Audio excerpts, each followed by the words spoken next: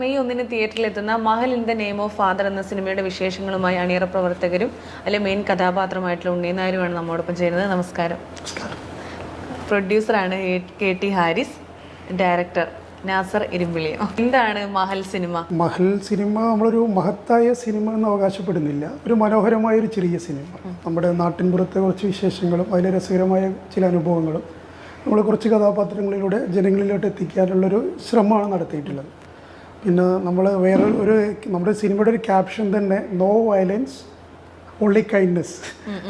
ഈ സിനിമയിൽ ഇതിൽ വയലൻസ് ഒന്നുമില്ല, കൈൻഡ്നെസ് മാത്രമേ ഉള്ളൂ. അതൊരു ചെറിയൊരു രസകരമായിട്ട് സിനിമ എന്നാണ് നമ്മൾ ഉദ്ദേശിക്കുന്നത്.